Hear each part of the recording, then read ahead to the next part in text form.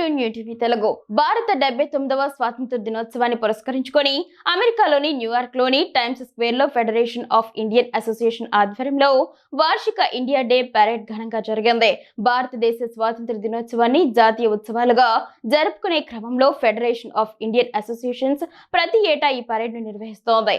ఈ వేడుకకు వేలాది మంది భారతీయ అమెరికన్లు హాజరయ్యారు. ప్రముఖ సినీ తారలు రష్మిక మందన, విజయ్ దేవరకొండ ఈ కార్యక్రమానికి ప్రత్యేక అతిథులుగా హాజరై పరేడ్ కు ప్రత్యేక ఆకర్షణగా నిలిచారు.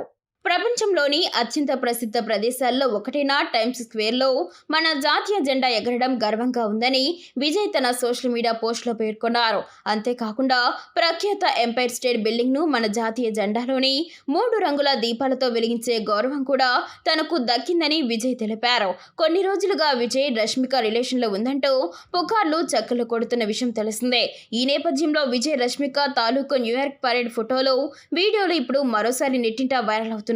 ఇక ఈ జంట గీతా గోవిందం, డియర్ కామ్రేడ్ వంటి చిత్రాల్లో కలిసి నటించిన విషయం తెలిసిందే. ప్రముఖ దర్శకుడు రాహుల్ సంకృత్యాన్ దర్శకత్వంలో మరోసారి ఈ జంట అభిమానులకు కనువిందు చేయనుందని సమాచారం.